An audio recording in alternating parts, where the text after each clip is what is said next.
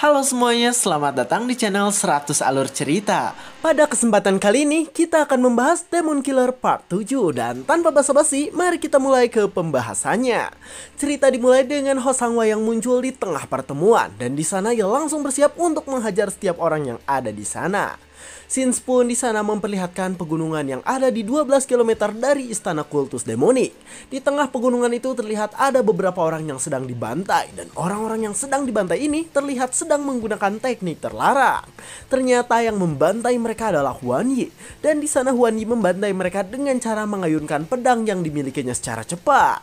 Huan Yi sendiri di sana langsung berlari agar ia tidak dikepung, tapi para musuhnya di sana langsung berlari mengejarnya sambil mengatakan agar sekarang Huan Yi tidak kabur dari hadapan mereka.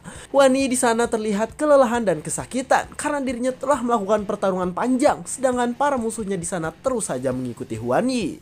Sambil melirik ke arah mereka, di sana Huan Yi berpikir bahwa sekarang terlalu banyak orang yang menggunakan teknik terlarang sehingga dirinya sedikit kesulitan untuk melawan mereka semua. Musuhnya sendiri di sana langsung berkata bahwa Huan Yi telah menjadi lambat. Ia berkata bahwa dirinya akan selalu mengejar Huan Yi hingga Huan Yi sangat kelelahan. Huan Yi tidak menghiraukannya, dan di sana ia langsung melompat ketika melewati tebing tinggi yang berada di sana. Namun saat Huan Yi mendarat, ia pun langsung terkejut karena di sana ia melihat sesuatu yang membuatnya merasa kaget dan ketakutan.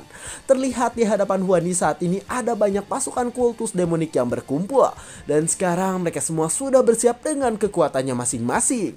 Orang yang memimpin pasukan itu di sana langsung menatap tajam, dan sambil duduk di atas kudanya, ia langsung bersiap untuk mengerahkan pasukannya. Terlihat bendera yang mereka bawa adalah bendera yang melambangkan kultus demonik itu sendiri. Huan Yi di sana langsung ketakutan setengah mati karena ternyata sekarang yang ada di hadapannya adalah pasukan dari klan Blade God dan juga klan Sound. Sambil menghela nafasnya dengan sangat berat, di sana Huan Yi berkata bahwa keadaan sekarang benar-benar mengejutkan. Huan Yi di sana tiba-tiba tersenyum. Ia berkata bahwa sekarang ia sudah mencapai batasnya.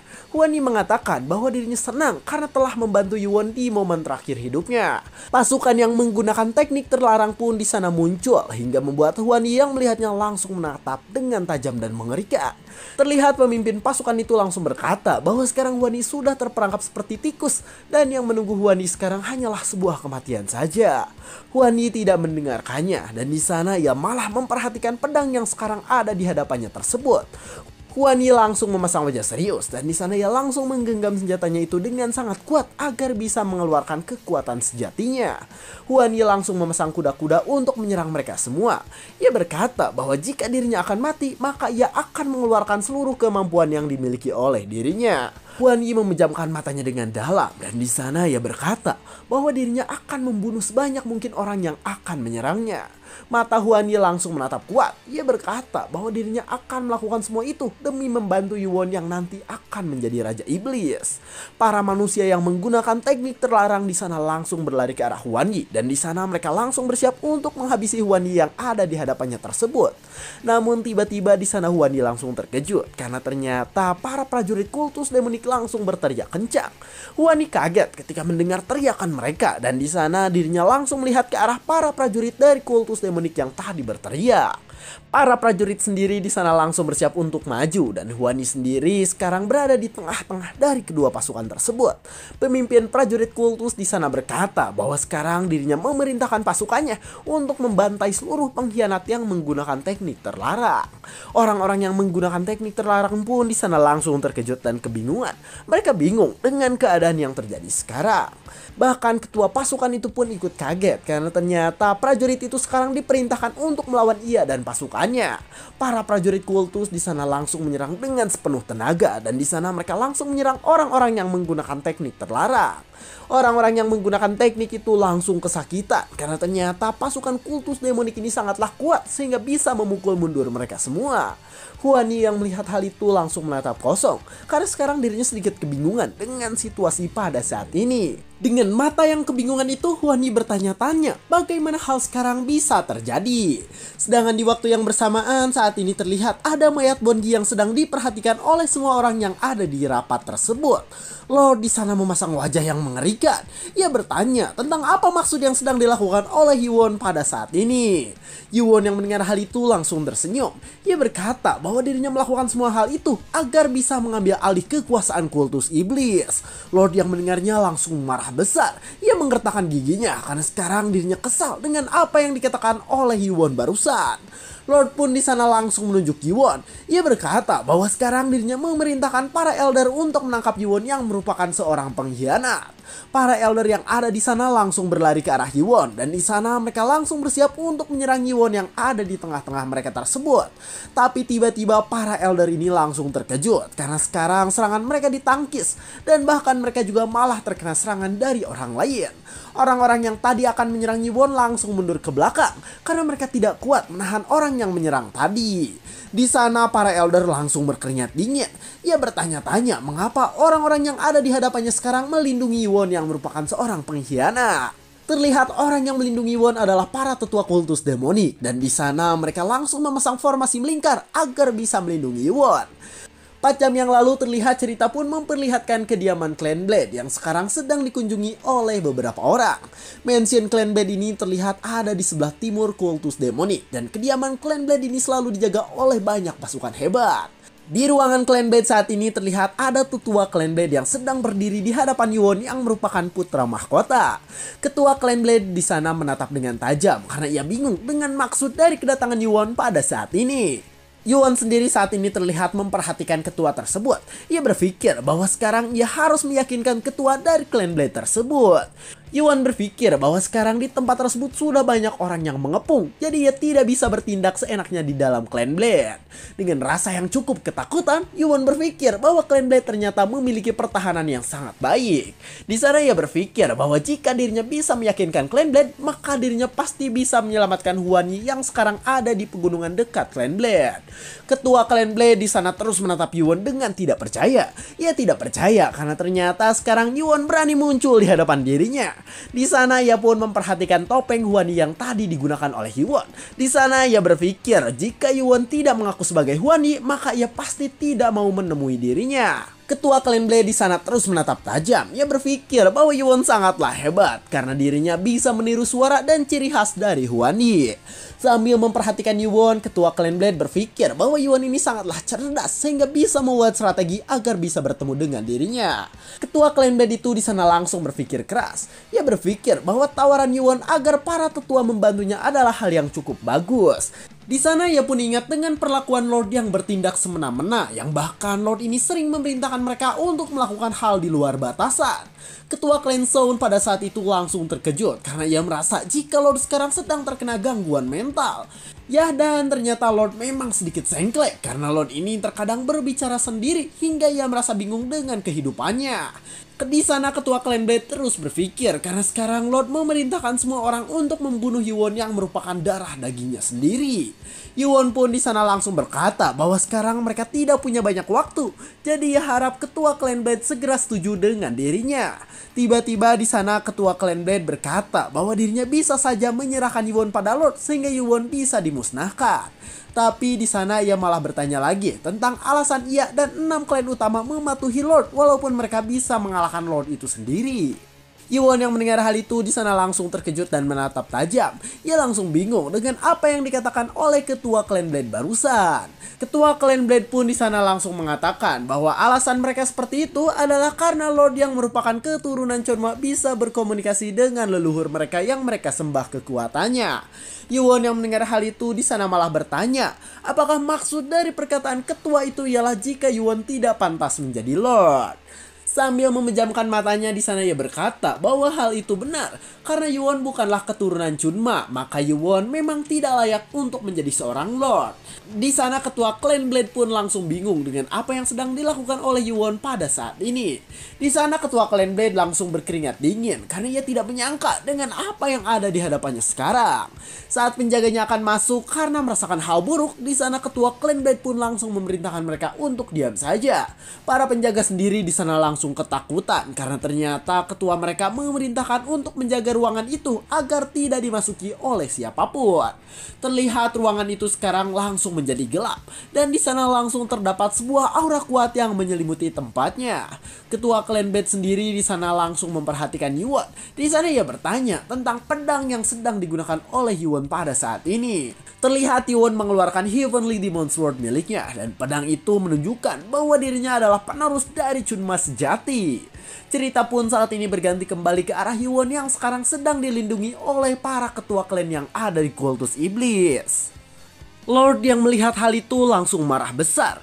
Ia berkata bahwa mereka semua benar-benar bajingan yang sangat menyebalkan. Dengan nada yang sangat tinggi di sana Lord berkata bahwa berani sekali mereka semua melawan perintah dari Lord yang merupakan pemimpin kultus. Lord langsung mengeluarkan aura mengerikan yang dimiliki oleh dirinya. Dan di sana ia langsung memberikan aura mencekam pada semua orang yang ada di sana. Yuan yang melihat hal itu langsung mengulurkan tangannya. Dan dengan tatapan yang serius, di sana Yuan pun langsung mengeluarkan pedang Heavenly Demon Sword yang dimiliki oleh dirinya. Terlihat pedang itu berwarna merah darah dan di sana pedang itu tertuliskan Sky Demon Sword. Orang-orang yang melihat hal itu langsung terkejut dan ketakutan.